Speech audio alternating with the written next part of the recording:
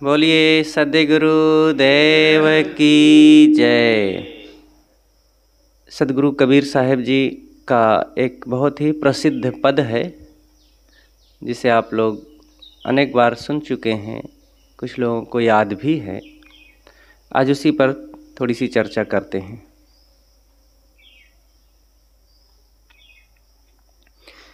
भजन बिना बावरे तूने हीरा जन्म गंवाया। भजन बिना बावरे तूने हीरा जन्म गंवाया। कभी न बैठा साधु संग में, कभी न हरि गुण गाया। कभी न बैठा साधु संग में, कभी न हरि गुण गाया। बही बही मरे बैल की नाई, भोर भयो उठ धाया। तूने हीरा जन्म गंवाया। भजन बिना बावरे तूने हीरा जन्म गंवाया। यह संसारे हाट बनिए का, ये संसारे हाट बनिए का, सब जगे सौदाया। काहुन कीन्हे दाम चौगुना, काहुन कीन्हे दाम चौगुना, काहुन मूल गंवाया। तूने हीरा जन्म गंवाया। भजन बिना बावरे तूने हीरा जन्म गंवाया। या संसारे फूल से मल का, लाली देख लुभाया। या संसारे फूल से मल का, लाली देख लुभाया। मारे चोचे रुआनिक सानो, मारे चोचे रुआ जब निकसो, सिर धुनि धुनि पछताया। तूने हीरा जन्म गंवाया। भजन बिना बावरे तूने हीरा जन्म गंवाया। तू बंदे माया कालो भी, ममता महल बनाया। तू बंदे माया कालो भी, ममता महल बनाया। कहें कबीर के राम भजे बिनु, अंत समय दुख पाया। तूने हीरा जन्म गंवाया। भजन बिना बावरे तूने हीरा जन्म गंवाया। तूने हीरा जन्म गंवाया। सद्गुरु इस मानव जीवन की हीरा से उपमा देते हैं। हीरा संसार में बहुत कीमती चीज माना गया है। जो रत्न हैं, उन रत्नों में सबसे ज़्यादा मूल्यवान हीरा को कहा गया है। हीरा किसी के पास हो जाता है तो उसको भुना करके वह मकान, भोजन, कपड़े और भी अनेक जो जीवन निर्वाह की सुविधाएं हैं उन सब को उपलब्ध कर सकता है एक हीरा मात्र से। तो इसलिए ये सब ऐसा हो सका क्योंकि हीरा बहुत कीमती है। उस हीरा से सद्गुरु कबीर इस शरीर की तुलना करते हैं और कहते हैं कि ये मानव जीवन हीरा के समान तुम्हें मिला हुआ है और ऐसे हीरा जीवन को पा करके तुमने भजन नहीं किया।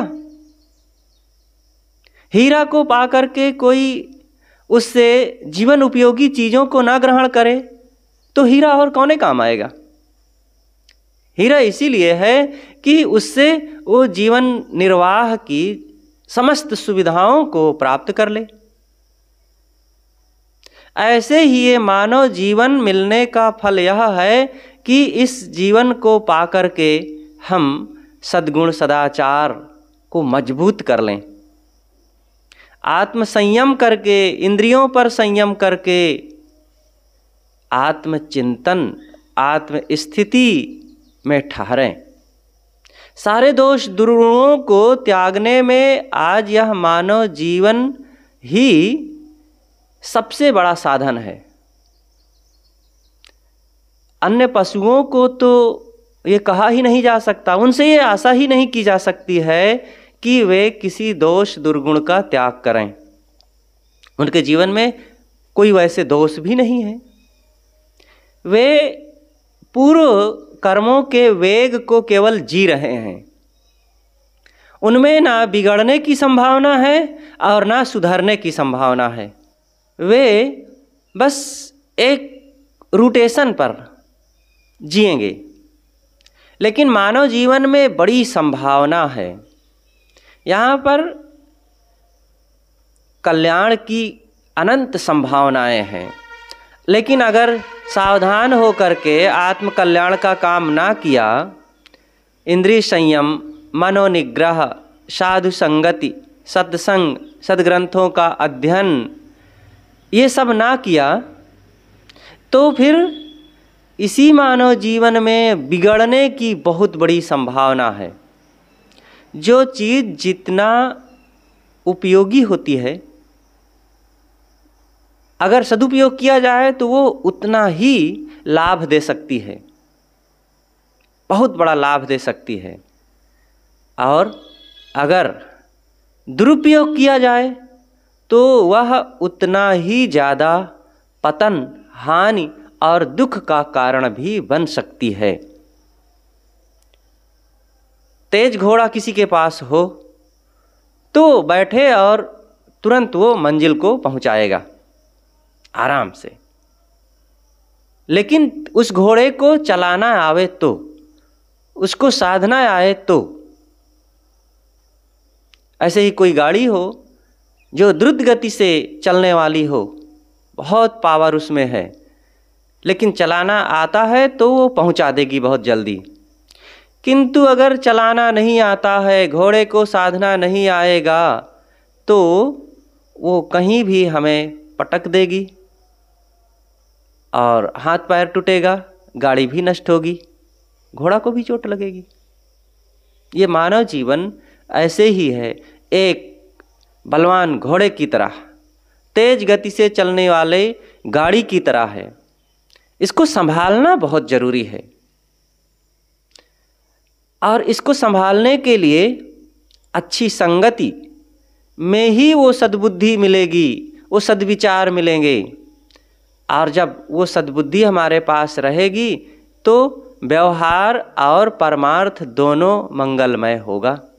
साहब उसी के लिए कहते हैं, भाई ये जीवन तुम्हें मिला हुआ है, भजन का काम करो। तो भजन यह नहीं है कि राम राम जप लो, हरि नाम जप लो। आज देखो ये 9 दिन नवरात चल रही है और खूब दुर्गा माई की उपासना जगह जगह हो रही है। लोग पंडाल लगा करके, मूर्तियां रख करके जागरण करते हैं, लेकिन जागरण के नाम पर क्या क्या नहीं होता।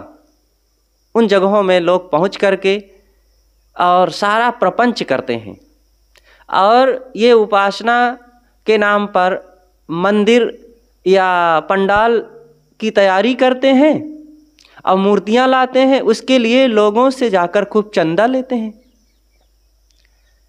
और चंदा के नाम पर खूब हुल्लड़बाजी भी होती है।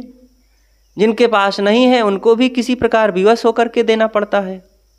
और फिर उसी जहाँ पर पूजा होती है, देवी रखे हैं, वहीं शराब भी पीते हैं लोग। कितने ऐसी जगहें हैं जहाँ रात में सब इकट्ठे होते हैं, लड़के और लड़कियाँ, और उनका भी सब साठगांठ होती रहती है। तो ये सब भक्ति के नाम पर बहुत बड़ा प्रमाद लोगों के दिल दिमाग में आता है। ये भजन नहीं है। इसी तरह कोई गंगा स्नान कर ले, मंदिर में जल चढ़ा दे, या और कहीं तीर्थ मूर्त धामों में घूम आवे, ये भजन नहीं है। जिससे जीवन हमारा जुड़ा हो और जीवन का सुधार हो, मन वाणी कर्मों का सुधार हो, वो भजन है। सारा दुख हमारे मन की चंचलता, वाणी की कटुता और इंद्रियों की आसक्ति, विषयोन्मुखता, इन सब के कारण से है। जितना दुख है इन सब के कारणों से है, और इन सब का सुधार किया नहीं जाता है। ना कोई पंडित बाबा बताते हैं, और ना कोई देवी देवता बताते हैं, ना कहीं गंगा यमुना में इसकी प्रेरणा मिलती है, और ना तीर्थों में कोई पुजारी ओझा सोखा बैगा बताते हैं। तो भला ये भजन कैसे हो सकता है? ये तो और भटकने, अंधविश्वास में ग्रस्त हो करके अपने जीवन को बर्बाद करने का साधन बन सकता है। साहब यहाँ कहते हैं कि हे पगले, साहब डांटते हैं। वे एक संत हैं, उनके हृदय में करुणा है लोगों के लिए। जब वे देखते हैं कि लोग गलत दिशा में जा रहे हैं, जीवन को बर्बाद कर रहे हैं, जो हीरा के समान ये मानव जीवन है, जिसको पाकर के अनंत जन्मों से भटकता हुआ ये जो मन है, आज सारे दुखों को मिटा करके कल्याण, शांति, स्वरूप स्थिति, मुक्ति को प्राप्त कर सकता है, और ये काम नहीं कर रहा है, तो साहब डांटते हैं। जैसे एक गलत रास्ते पर गलत काम करते हुए बच्चे को माँ डांटती है और कभी कभी अपशब्द भी कह देती है, ऐसे ही सदगुरु कबीर हैं। वे प्यार करना जानते हैं, वो प्यार भी खूब करते हैं। दादा भाई बाप के लेख हो चरणन हुई हो बंदा, अब की पुरिया जो निर्वारे सो जन सदा आनंदा। तुम्हें मैं अपना दादा कह दूं, भाई कह दूं, और मित्र कह देता हूं, पिता भी कहता हूं, गुरु संत भी तुम्हें कहने को तैयार हूं, लेकिन भाई अब की बार अपने जीवन को तुम संभाल लो, सुधार लो, अपना कल्याण कर लो, तो तुम सदा के लिए सुखी हो जाओगे। प्यार से भी पुचकारते हैं, लेकिन फटकारते भी हैं। जब गलतियां देखते हैं तो डांटते भी हैं। उनका अधिकार है। वे बहुत ऊंचाई पर कल्याण के साधना के पहुँचे हुए हैं, और वो जानते हैं कि इसमें कितना आनंद है, कितना सुख है, और इसको छोड़ करके कितना दुख जीवों को मिल रहा है। एक ज्ञानवान, बोधवान साधक, संत, ये दोनों स्थितियों का वो अनुभविता होता है। वो संसार में भटकते हुई स्थिति से क्या मिलता है, उसका परिणाम क्या होता है, ये भी वो जानते हैं। और इन समस्त गर्हित कर्मों से ऊपर उठ करके आत्म शांति की दिशा में स्थित होने का क्या लाभ होता है, इसको वे वर्तमान में अनुभव कर रहे हैं। तो दोनों रास्तों से वे गुजरे हुए हैं, और सदगुरु कबीर तो उस परम ऊंचाई पर पहुँचे हुए महान आत्मा, आत्मजयी संत हैं। तो वे देखते हैं कि दुनिया वाले लोग कैसे भटक रहे हैं। जो असंयम के रास्ते पर चलता है और अज्ञान, आसक्ति, मोह के रास्ते पर चलता है, वो दोनों स्थितियों से अनभिज्ञ होता है। आत्म कल्याण, शांति, स्वरूप स्थिति को तो वो जानता ही नहीं है। उसकी बात बताओ तो उसके अंदर वो जल्दी प्रवेश ही नहीं करती। लेकिन अज्ञान के रास्ते पर चल करके क्या क्या दुर्दशा होती है, कौन कौन सा दुख मिलता है, इस बात को भी वे नहीं समझते हैं। और समझते हुए इतना मन इंद्रियों के वेग में वे भटकते हैं आसक्ति अज्ञान के कारण कि इसके परिणाम को वे समझ नहीं पाते और समझ करके ठहर नहीं पाते। कुछ लोग ठहरते भी हैं कभी कभी तो उसको निभा नहीं पाते हैं। इसीलिए कभी कभी बड़ों के फटकार की ज़रूरत पड़ती है। तो सद्गुरु कबीर यहाँ थोड़ा झिड़कते हैं, फटकारते हैं कि हे पगले, मूढ़, नहीं समझता है तू किस रास्ते में जा रहा है। भजन कर, अपना सुधार कर, अपना कल्याण कर, जाग, आज ही जगने का समय है। उठो, जागो, संभलो। उत्तिष्ठत् जागृत प्राप्त वरानि बोधत। ऋषियों ने भी फटकारा है और समझाया है कि उठो, जागो, गुरुजनों की संगति में लग करके, महापुरुषों की शरण में जा करके आत्मचिंतन करो, अपने आप को पहचानो और अपना उद्धार करो। नहीं तो ये हीरा जैसे मानव जीवन तुम्हें मिला हुआ है और बस ये धूल कचड़े में और इंद्रिय भोगों में और दोष दुर्गुणों में लिपट करके बर्बाद हो जाएगा। हीरा परा बाजार में रहा छार लपटाए, के तही मूरख पच मुए कोई पारख लिया उठाए। ये हीरा एक था और वो बाजार में पड़ा हुआ था और कितने मूर्ख लोग, नासमझ लोग आए और उधर पैरों से ठोकर मारते हुए इधर से उधर आते जाते रहे। कोई उसके मूल्य को नहीं समझा, लेकिन कोई विवेकवान पारखी आया और उसके महत्व को समझा, उठा लिया और उसका उपयोग किया, सुखी हो गया, माला माल हो गया। ऐसे ये मानव जीवन रूपी हीरा संसार में है और ये अज्ञानी, देहासक्त, भोगासक्त जैसे मूढ़ लोग आते हैं जाते हैं, इस जीवन को ठुकराते रहते हैं, इसकी अवहेलना करते रहते हैं, आत्म प्रवंचना में ही इसको बिताते रहते हैं। लेकिन कोई समझदार, विचारवान और इस जीवन की कीमत को समझने वाले इसको परखते हैं और गुरु संतों की शरण में लग करके इसके मूल्य को बढ़ा देते हैं। साहब आगे बताते हैं कि कैसे कैसे लोग भटक कर कहाँ कहाँ अपने जीवन को और गंवाते हैं। कभी न बैठा साधु संग में, कभी न हरिगुण गाया। तुमने ना कभी संतों की संगत में बैठा और ना आत्मचिंतन किया। आत्म कल्याण करने के लिए दो बातों की जरूरत पड़ती है। एक है संतों का, सज्जनों का सत्संग और दूसरा है एकांत में बैठ करके आत्मचिंतन और आत्म स्थिति का काम करना। ये दोनों के बिना काम नहीं होगा। संतों की संगत बाहर का साधन है। सज्जनों के पास जो साधक हैं और ज्ञान भक्ति के मार्ग में लग करके अपने जीवन को सुधार रहे हैं, नित्य संत ना मिले, सद्गुरु ना मिले तो उन सज्जनों के पास बैठ करके कुछ ज्ञान चर्चा रोज करना चाहिए। जो लोग गृहस्थी जीवन में रहते हैं, घर परिवार में रहते हैं, उनको रोज कुछ आपसी मित्रों में जो साधक संत से जुड़ करके ज्ञान विचार की प्रेरणा पाए हैं, उनसे उन अपने साथियों में, सज्जनों में बैठ करके कुछ ग्रंथ पढ़ना चाहिए अथवा ज्ञान की चर्चा करना चाहिए। और समय समय से संतों का दर्शन करके, उनको बुला करके अथवा उनके यहाँ जा करके फिर बड़ी श्रद्धा और भक्ति के साथ उनकी सेवा करते हुए उनसे ज्ञान की चर्चा करना चाहिए और बड़े भावपूर्वक उनकी बातों को सुनना चाहिए। तो ये जीवन सुधार का ये प्रथम सोपान है और इससे निरंतर हमारे अंदर बदलाव आता है, फिर प्रेरणा मिलती है।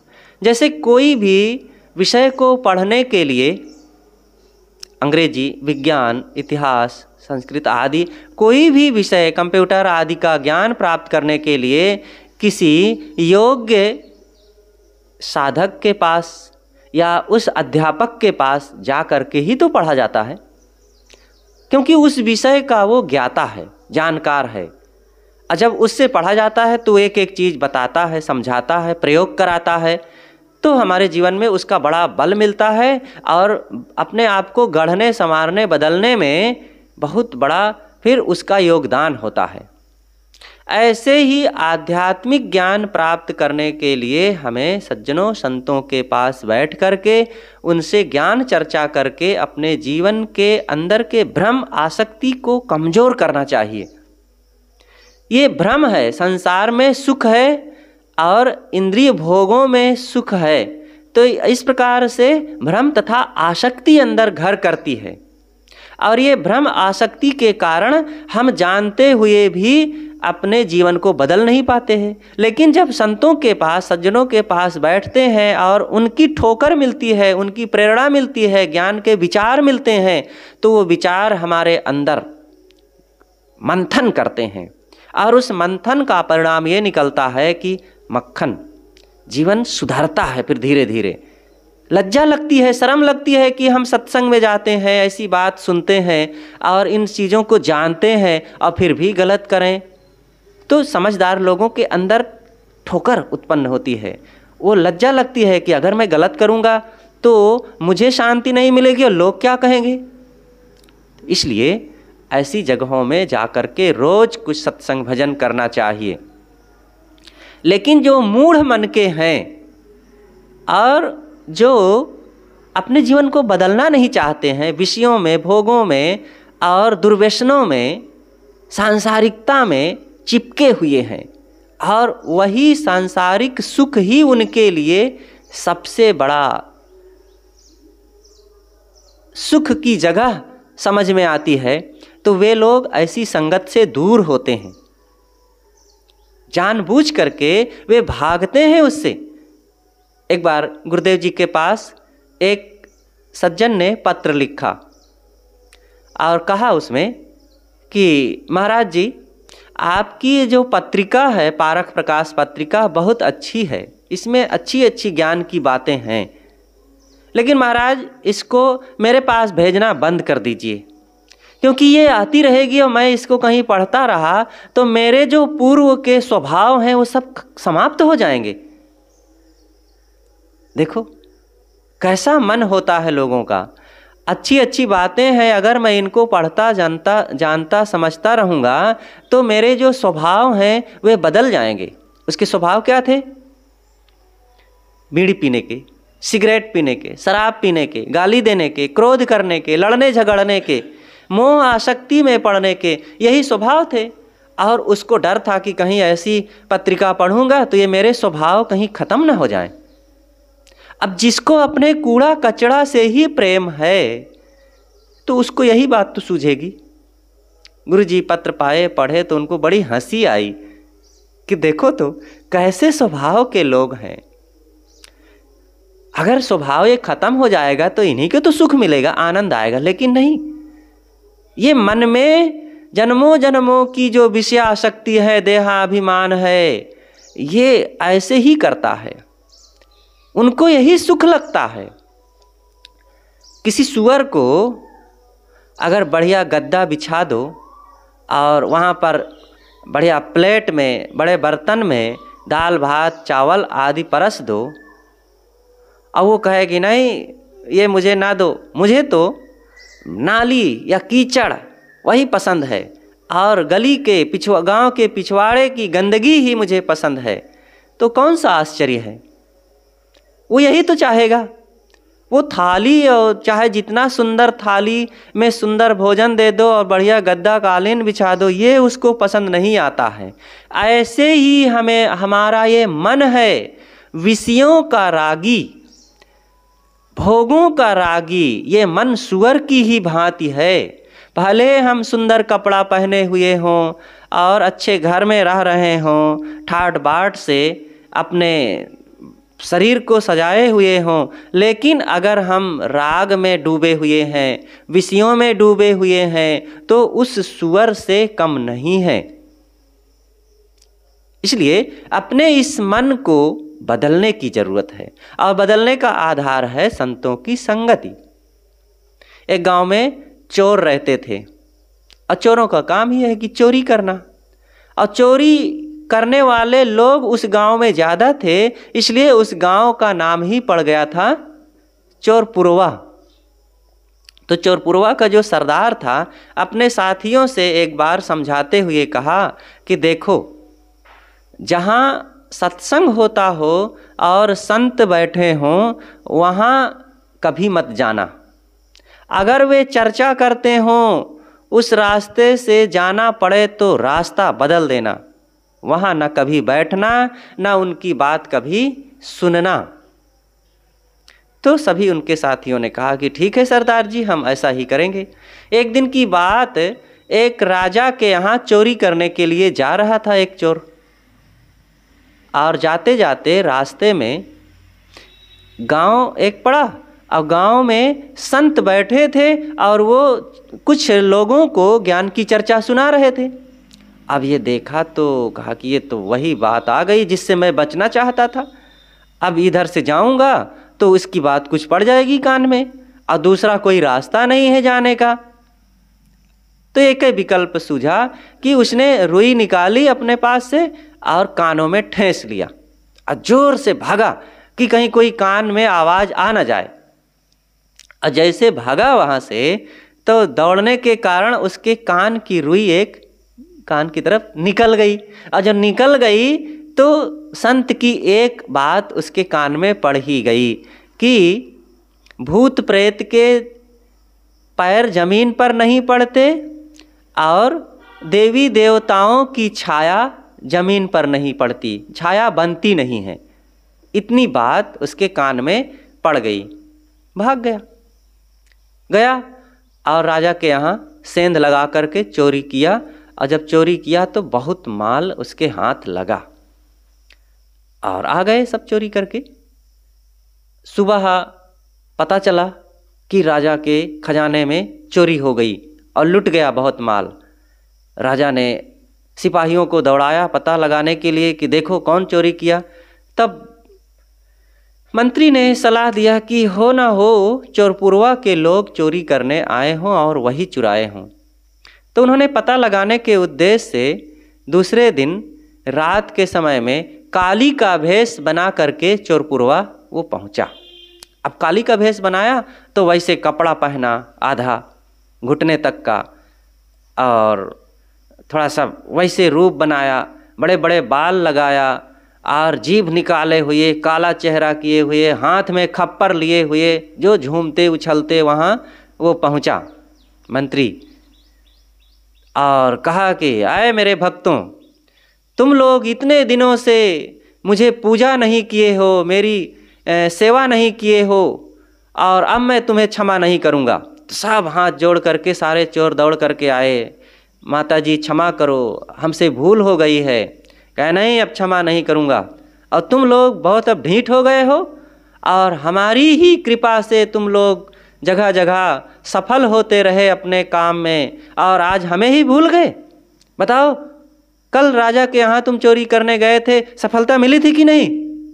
कहे हाँ माता जी, खूब सफलता मिली थी, आपकी कृपा से ही हम सफल हुए थे, और हमें क्षमा करें, हम कल ही आपकी पूरी पूजा करेंगे और आपका जो हक पद है सब हम देंगे। तो कहे ठीक है, कल ध्यान रखना, मेरी पूजा करना, और नहीं तो मैं तुम सबको मिटा दूंगी।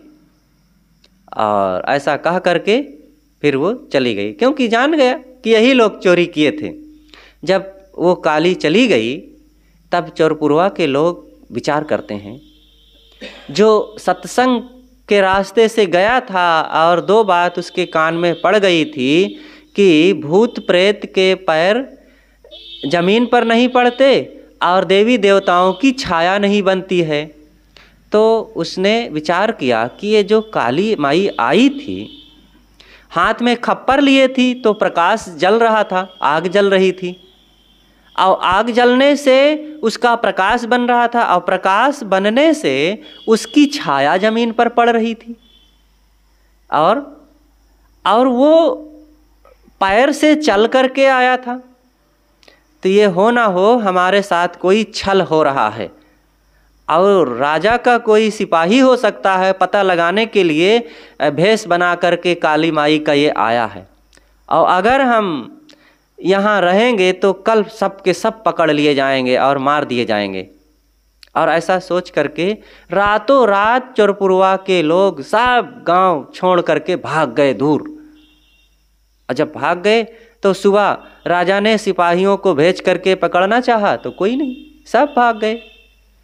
और फिर चोरपुरवा के वो सारे चोर विचार करने लगे कि देखो, संत की एक बात सुनने से हमारा आज हम राजा के द्वारा पकड़े नहीं गए, बच गए। अगर संत की सारी बात हम सुन करके अपने जीवन को बदलेंगे तब तो हमारा जीवन ही सुधर जाएगा, कल्याण हो जाएगा। देखो, एक बात ने उनके जीवन को बदल दिया। तो कोई सदैव संतों की संगत में रहेगा तो उसका कितना नहीं मंगल होगा, बहुत मंगल होगा, बहुत लाभ, शांति और सुख की प्राप्ति होगी। जाए पाप सुख होई है घना, निश्चय बचन कबीर के मना। सदगुरु कहते हैं तुम्हारे सारे पाप नष्ट हो जाएंगे अगर तुम संतों की संगत करोगे तो। साहब कहते हैं कभी न बैठा साधु संग में, कभी न हरि गुण गाया। तुमने हरि गुण, हरि यहाँ आत्मचिंतन है, या बाहर से कहें गुरु का ज्ञान मनन करना, चिंतन करना, या अपने स्वरूप का चिंतन करना। हमारा स्वरूप कैसा है? दिव्य, अविनाशी, एक रस, अखंड, अजर, अमर और जड़ से बिल्कुल पृथक दिव्य चेतन आत्मा है, ज्ञान स्वरूप है। ऐसा मनन करके मस्त रहना चाहिए, अपने को जान करके मस्त रहना चाहिए। तो इस प्रकार से हरि का गुण गाओ, मतलब आत्मचिंतन करो। बही बही मरे बैल की नाई, भोर भयो उठ धाया। तुम दुनिया के इन गोरख धंधों में, देह व्यवहार में, इंद्रिय भोगों में, परिवार के गुजर बसर करने में बैल की तरह रात दिन भागते दौड़ते रहे, काम करते रहे, अपने को नहीं से देखे, आत्मचिंतन नहीं किए। तुम्हारी घर की जिम्मेदारी है, परिवार की जिम्मेदारी है, बाल बच्चों को निभाने की जिम्मेदारी है, ये ठीक है, लेकिन क्या आत्म कल्याण करने की जिम्मेदारी नहीं है? जीवन सुधार करने की जिम्मेदारी नहीं है? जिम्मेदारियों के नाम पर हम बाहर बहुत भटकते हैं, लेकिन अपनी जिम्मेदारी को समझें, अपने आप को हम परखें, अपने को देखें कि मेरी क्या जिम्मेदारी है। मेरी जिम्मेदारी यह है कि मैं अपने दोष दुर्गुणों को मिटा करके अपने जीवन का सुधार करूं और सुख शांति के मार्ग पर लगूं। आजकल में ये देह निरंतर बूढ़ी होती जा रही है, एक दिन पूरा का पूरा निष्क्रिय हो जाएगी, रोग लग जाएंगे और ये माने हुए अपने घर परिवार के लोग भी सब साइड हो जाएंगे, कोई काम आने वाले हैं नहीं। और जब तक सब कुछ अनुकूलता है, हम अपने जीवन को परमार्थ की तरफ लगा लें। और ये नहीं किए करेंगे तो वही बैल की तरह हमारी दशा होगी। जैसे बैल जब तक शरीर में उसके शक्ति रहती है तो लोग उससे काम लेते हैं, और जैसे बूढ़ा हो गया, निष्क्रिय हो गया, उसको चारा पानी देना भी बंद कर देते हैं। हमारा जीवन भी बस ऐसे ही होगा, कोई काम आने वाले हैं नहीं, जिसके मोह में पड़ करके हम ज्ञान भक्ति सत्संग को आज छोड़ रहे हैं। इसलिए जब तक शरीर ठीक है, रोग दूर है, बुढ़ापा और मृत्यु दूर है, भजन करें। यह संसार हाट बनिया का, सब जग सौदा आया। ये संसार कैसा है? बाजार है और हम सब लोग व्यापारी हैं।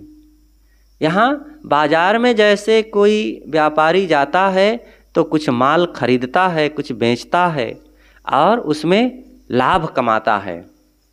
तो ऐसे ही हम लोग इस संसार रूपी बाजार में आए हैं और संतों से सौदा करके कुछ ज्ञान विचार सत्संग का, कुछ शांति का लाभ प्राप्त कर लें और अपने इच्छाओं, कामनाओं, वासनाओं को मिटा दें। यही है व्यापार करना। तो इस संसार व्यापार में, संसार में आकर के कुछ लोगों ने तो अपने लाभ को चौगुना कर लिया और किसी ने तो अपना मूल ही गंवा दिया।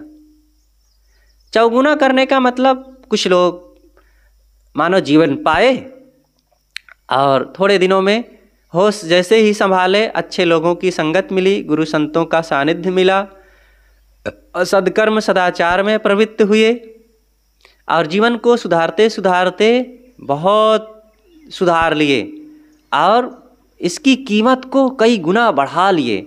मतलब अपने सारे दुखों को मिटा करके आत्म शांति, आत्म उत्थान की तरफ आगे चले गए।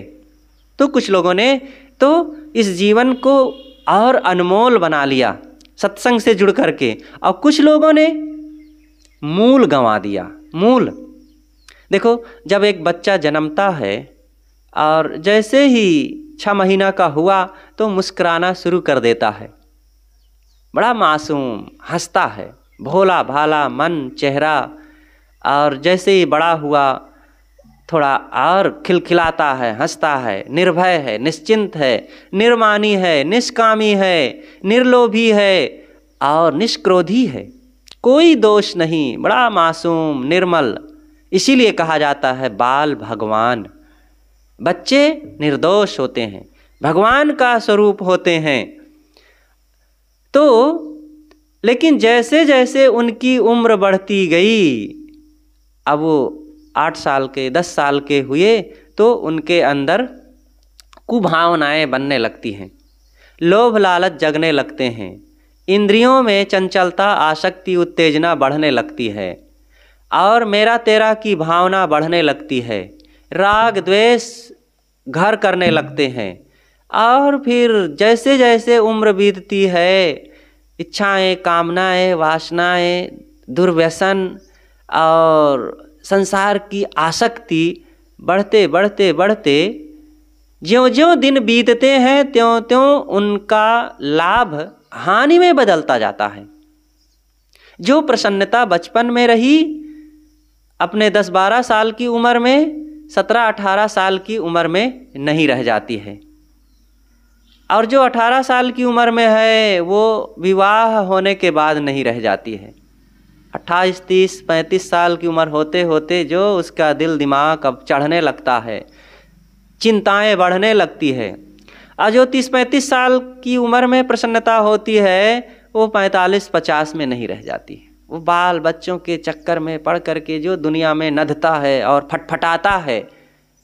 और जो 40-50 की उम्र में प्रसन्नता है वो 60-70 साल की उम्र में कहाँ रह जाती है, वो तिरस्कृत जैसा हो जाता है। आत्म शांति, आत्म सम्मान, उसका सब कुछ नष्ट हो जाता है। और अंतिम में तो वैसी दशा होती है जैसे यात श्याम मुस्तो यथा, चोरों द्वारा जैसे कोई पथिक लूट लिया जाए और सारे कपड़े धन चीज़ें छीन करके नंगा करके खदेड़ दिया जाए, वैसे ही दशा होती है हर इंसान की। जो भजन नहीं करता है उसकी यही दशा होती है। सब कुछ उसका यहीं पर छीन लिया जाएगा, लूट लिया जाएगा और नंगे बदन करके एक ठो कपड़ा लपेट करके जमीन में गाड़ दिया जाएगा। लब्ध्वापि च बहुलाभान् चिरं भुक्त्वा सुखान्यपि रिक्त हस्तश्च नग्नश्च यात्स्यामि मुस्तो यथा। बहुत लाभ कमाए और बहुत काल तक सुख भोगे, लेकिन अंतिम में खाली हाथ नंगे बदन यहाँ से तुम्हें खदेड़ दिया जाएगा। इसलिए जो करना है वह करें। साहब कहते हैं कुछ लोग तो अपने लाभ को चौगुना बढ़ा लिए और कुछ लोग तो मूल ही गंवा बैठे। मतलब कुछ लोग अपनी शांति, सत्संग, साधना, भजन का काम करके अपने जीवन को परम सुखी बना लिए, और कुछ लोग तो ऐसे घोर अघ कर्मों में, पाप कर्मों में डूबे कि यहीं पर सारा दुख कमाई करके और बर्बाद होकर के चले गए। यह संसार फूल से मल का लाली देख लुभाया। साहब इस संसार का वर्णन यहाँ पर करते हैं कि जहाँ तुम भूल रहे हो, जिनको देख करके तुम अपने भजन सत्संग को छोड़ रहे हो, उसकी क्या दशा है? सेमर के फूल की तरह है। कैसा है? सेमर का फूल। सेमर का फूल जब फूलता है तो पूरा पेड़ लाल लाल हो जाता है, चारों तरफ लालिमा से ढक जाता है। पत्ते कम, फूल ज़्यादा दिखने लगते हैं, बड़ा शोभायमान। और उस फूल को देख करके सुआ पक्षी आकर्षित होता है, सोचता है इसके फूल इतने प्यारे और सुंदर हैं, तो इसमें जो फल लगेगा वो कितना ना सुंदर होगा और कितना ना स्वादिष्ट होगा। तो ऐसी आशा रख करके वो सेमर के फूल तथा फलों का सेवन करता है। और एक दिन खाने की इच्छा रख करके फल में चोंच मारता है, और चोंच मारा तो उसमें से खाद्य पदार्थ ना मिल करके सूखा रोआटा निकलता है। बहुत उसे पश्चाताप होता है और सिर धुन करके, सिर पटक कर निराश होकर के उड़ जाता है। ऐसे ही ये बेटा बेटी, घर, धन, जवानी, सुंदरता और पद, अधिकार, रूप, सौंदर्य, ये सब तुम्हारे सेमर के फूल की तरह हैं। आज नहीं तो कल इनकी सारी पोल पट्टी सामने आ जाएगी।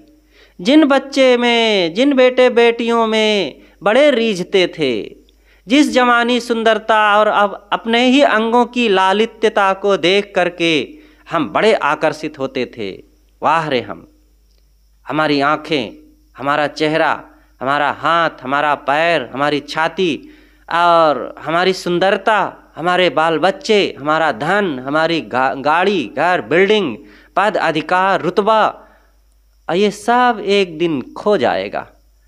जिस शरीर में आकर्षित थे वो शरीर एक दिन दांतहीन, पोपला मुख, लड़खड़ाते कदम, कांपते हाथ और ये त्वचा है, चमड़ी झुर्रियों से लटक जाएगी, एक समय आंखें धंस जाएंगी, कमर झुक जाएगी, और ये बाल बच्चे बात नहीं मानेंगे।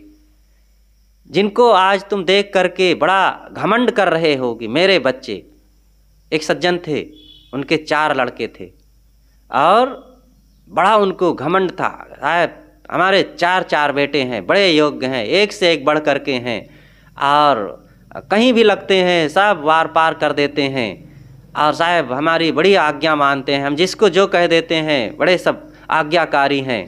अच्छी बात है, आज्ञाकारी होने चाहिए, लेकिन जितना वो आज्ञाकारी नहीं थे उससे ज़्यादा बाप को घमंड था।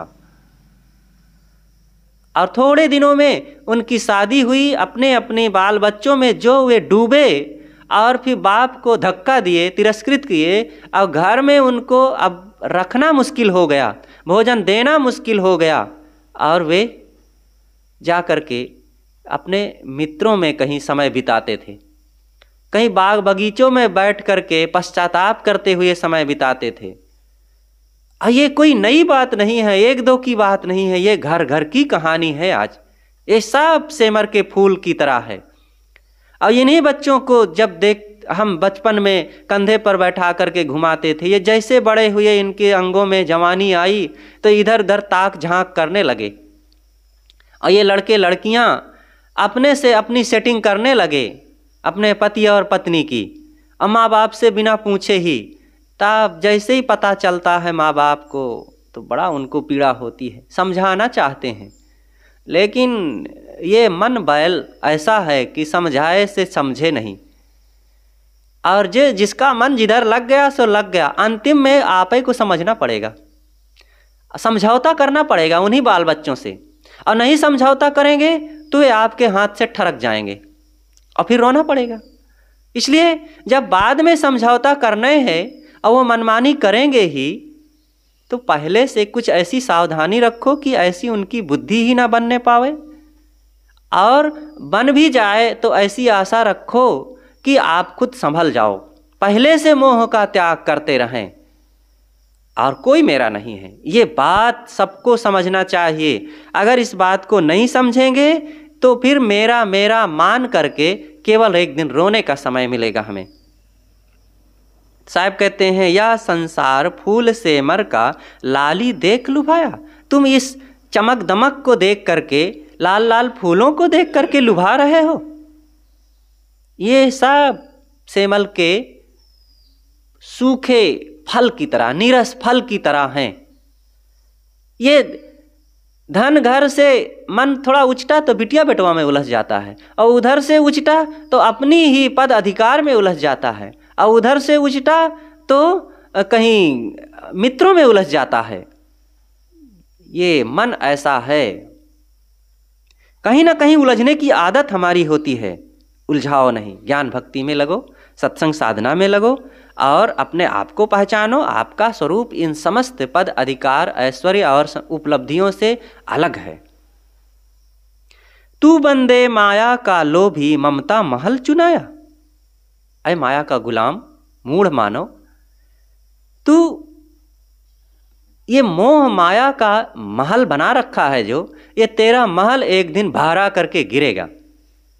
ये मोह माया के महल से निकलो। ये मोह माया ज़्यादा दिन साथ नहीं देगी। थोड़े दिन उसमें घाऊ माऊ कर लो और अपने आप को खूब उलझा लो, डुबा लो, लेकिन ये धोखा ही है। अरे जब से होश संभालो, अपने आप को निकालने का काम करना चाहिए, सुलझाने का काम करना चाहिए, मन इंद्रियों की आसक्ति अज्ञान को मिटाने का काम करना चाहिए। लेकिन मिटाते कहाँ हैं, बल्कि और बढ़ाते हैं और इंद्रियों को उत्तेजित तथा चंचल बनाते हैं और अपने मन को संसारासक्ति में डुबाते हैं। अरे अनादिकाल से वैसे ही तुम्हारे अंदर, सबके अंदर, हमारे अंदर वही चीज़ भरी हुई है। आज मानव जीवन में जब से होश संभाले, इसको मिटाने का काम करना चाहिए, जगने का काम करना चाहिए, कल्याण की तरफ। और अपने अंदर के अनादिकालीन जो जंक लगा हुआ है और मलिनताएं भरी हुई है, कुसंस्कार भरे हुए हैं, देहाभिमान भरा हुआ, इसको मिटाने का काम करें। लेकिन नहीं, मिटाया नहीं जाता, बल्कि और इसको बढ़ाया जाता है और अपने आप को संसार के इन कीचड़ में डुबाया जाता है। तो निकालेंगे कब, अपने को साफ कब करेंगे? ये चित्त की चादर निर्मल कब होगी? बुढ़ापा में, जब किसी जवान को सत्संग भजन में और ज्ञान भक्ति में लगते हुए कुछ लोग देखते हैं तो कहते हैं अभी से तुम्हें ये भजन भक्ति अच्छी लगने लगी है। और कितने माता पिता ऐसे होते हैं हठी, ना समझ, कहते हैं अगर तुम अभी से भजन भक्ति में लगोगे तो हम कुएं में कूद करके और ट्रेन में कट करके अपनी जान गंवा देंगे। ये मूढ़ नालायक हमारे कुल को डुबा रहा है। भजन भक्ति कोई करता है तो ये कुल को डुबाना हुआ। हाँ, अगर वही शराबी हो जाए, दुराचारी हो जाए, चोर हो जाए, लड़ाई झगड़ा करके आप माता पिता को भी जेल की हवा खवाए, तो इस बात से उनको कोई ग्लानि नहीं होती है। तो कहेंगे अरे जवान ऐसे है। अरे ना समझ मन, स्वयं भक्ति भजन कर और अपने निकट रहने वाले लोगों को, अपने बाल बच्चों को भी ये सब काम करने के लिए उत्साहित करो। यही जीवन का असली सुख है, यही सार है। आज नहीं समझ में आ रहा है, 4 दिन में पता चलेगा और पता चलने के बाद में फिर कुछ हाथ आएगा नहीं, केवल पछताना रहेगा। अब पछताए होत क्या, जब चिड़िया चुग गई खेत। जब बाल बच्चे हठी, जिद्दी, शराबी, कबाबी और अहंकारी हो करके तुम्हें सताएंगे और स्वयं बर्बादी के रास्ते पर चले जाएंगे, और आपका मन स्वयं जब मूढ़ हो करके मोह माया में डूब जाएगा, तो उस समय ना स्वयं का सुधार कर पाओगे, ना बाल बच्चों को। किसी की ठेकेदारी नहीं है दूसरे लोगों को, लेकिन अपने आप को सुधारने का, सुखी बनाने का तो पूरी ठेकेदारी है ना। आखिर सुख है तो चाहते हैं, तो इस सुख पाने के लिए सत्संग भजन में अपने आप को लगाओ, ज्ञान भक्ति में लगो, सद्ग्रंथों को पढ़ें, संतों के पास बैठे उठें, तब ये जीवन सफल होगा। नहीं तो ये बड़ा बड़ा पद, बड़ी बड़ी कुर्सी, बड़ी बड़ी ये लाल पीली बत्ती वाली गाड़ी और ये सुनहले सुंदर सलोने ये बच्चे, ये कोई काम नहीं आएंगे। एक दिन खांसते, हाँफते, कांपते और लड़खड़ाते कदमों से ज़मीन पर पड़े रहेंगे और चल नहीं पाएंगे, बोल नहीं पाएंगे, कुछ कर धर नहीं पाएंगे, और लकड़ियों के ढेर पर तुझको जलाया जाएगा। तुझे तो घर से जंगल में तेरा ही खुद ब खुद बेटा सुला के लकड़ियों के ढेर पर तुझको जलाएगा। बने जो कुछ धर्म कर ले यही एक साथ जाएगा। सदगुरु कबीर ने तो ये अज्ञानी मूढ़ मन पर हथौड़ा चलाया है कि जगह किसी भांति तो जगह, और सभी संतों ने आंखों में उंगली डाल करके जगाने का काम किया है। लेकिन हम ऐसे निगरघट हो गए हैं कि ऐसी चादर ताने हैं कि हमारी ये कुंभकर्णी निद्रा खत्म होने का नाम ही नहीं ले रही है। हम सोते चले जा रहे हैं, इसलिए इस निद्रा को मिटावें। साहब कहते हैं ये ममता के महल को छोड़, ये मोह माया काम नहीं आएगी। चाहे जितना तुम अपना माने रहो, ये सब यहीं का यहीं रह जाएगा। मेरा है मेरा ऐसा मूढ़ जन्म भर करता, एक दिन मिट्टी के नीचे वह पड़ा पड़ा है सड़ता। कोई तुम्हारा नहीं है। देखो, व्यवहार और परमार्थ दो स्थितियां होती है। व्यवहार में ऐसा रहो कि जहां आसपास आपके लोग हों, सब कोई को अपना मान करके प्रेम व्यवहार कर लो, उनके साथ हंसी खुशी का व्यवहार कर लो। आपके जीवन में उदासी और मन में बोधापन, घुल घुल के जीना, मुंह लटकाए रहना और किसी से ना प्रसन्न होकर के बात करना, ये सब नहीं होना चाहिए। सबके साथ उदारता पूर्वक, प्रेम पूर्वक खाओ, खिलाओ, हंसो, बोलो, बैठो, उठो, खाए पकाए, लुटाए ले, कर ले अपना काम, चलती बेरिया रे नरा, संग न चले छदाम।